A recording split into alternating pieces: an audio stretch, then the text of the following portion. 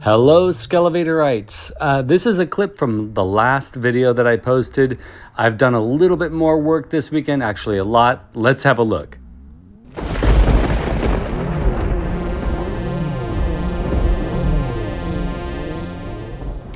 Now, at this stage, I've taken a bunch of scraps from pieces that I've cut away from the spray foam and the pink insulation foam.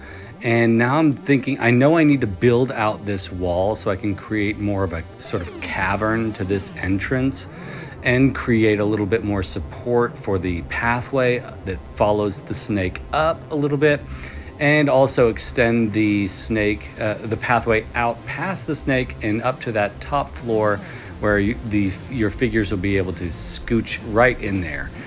So I'm laying out a bit more aluminum foil. As you can see, I have the chunks of foam sort of spread out to kind of fill out the area, and I'm blocking off this little portion here, and so that when I spray the foam, it'll kind of cup itself inside and fill in around those pieces, as you can see there, and then I can go ahead and build up around that area. So this is going to turn out to be sort of a fairly thick rock wall. And this is what it looks like after I've already sprayed it and it's dried. It's a day later, and now I'm just cleaning up some of the rough edges.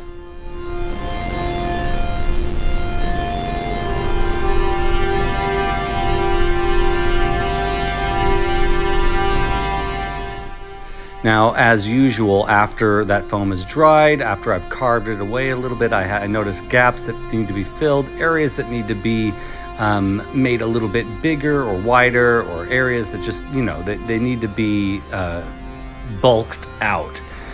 So that's what I'm doing here. I'm spreading the foam into different areas, and I'm actually kind of moving stuff around a little bit. What's great about the spray foam canisters like this, they come with a little plastic spout, so you can sort of use that to kind of push the foam around a little bit.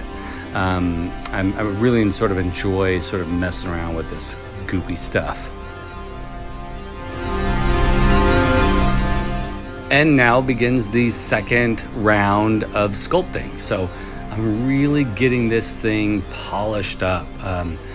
As I mentioned in a previous video, this is one of my favorite parts, is the cutting away, the sculpting away of this material. It really begins to sort of look like the thing that you set out to build once you start cutting stuff away. It looks pretty good at this stage.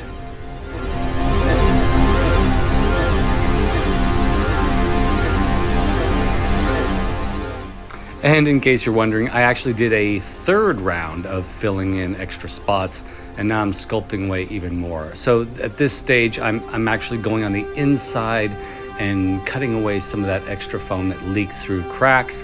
And boy, I am getting real happy about the way this thing is looking. You see your action figures can climb up here, just sort of very similar to the Super 7 playset and the vintage playset too, but there's plenty of room for the figures to stand, plenty of room for there to be a suspension bridge here. Oh, it's gonna be great. And then the lava area, and I widened this out a little bit so that there could be room, especially around where the snake is first exiting out and up. And then when the snake continues on here, I had a little bit more room there so figures can stand next to that. And then there's this entryway here, which I'm going to sort of create a sort of archway, and the snake itself right up there. And now I'm gonna begin making those spires. So in my last video, you saw that I created these spires out of cutting long lengths of styrofoam. So that's what I'm gonna be doing. I'm using the hot wire cutter. The foam gets real close to my face when I'm doing this, so I like to wear a mask. You don't know what kind of chemicals are off-gassing when you heat up that foam, so it's best to wear a mask. And now that I've gotten a lot of these spires or these posts, kind of like the devil's post pile, I'm excited to start putting them on. And I was really on a roll on this particular day, and as you can see, as I'm putting them on, that the light begins to dim. I'm getting close to the sun going down, and I'm really having a blast working on this.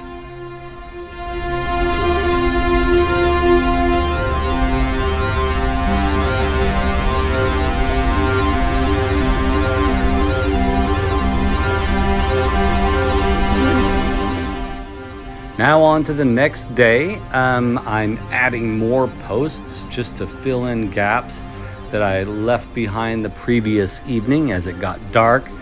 And I'm adjusting sizes and lengths to the top of the Snake Mountain. Both of the peaks, I did the first one earlier. I'm just making sure I'm getting close to the 4-foot marker for the height of this.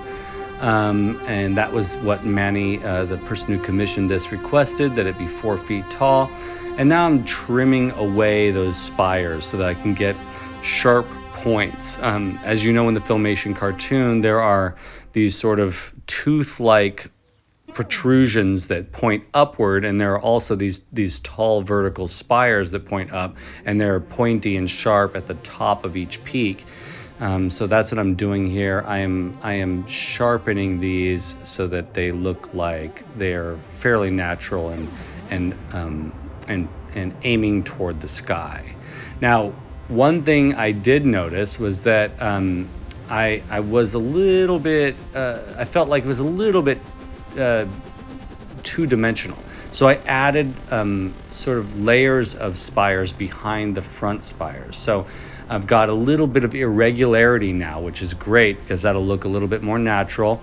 And Manny, just forewarning you, it's just a few inches taller than 4 feet now, but I feel like it looks much better with the shapes that I've created here. Listen, folks, thank you so much for watching.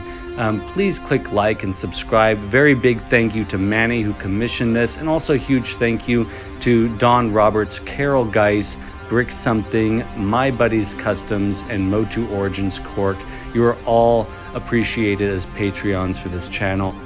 If you yourself are interested in a play set that's handmade by Skele Vader, go ahead and send me an email. There's an email address down below.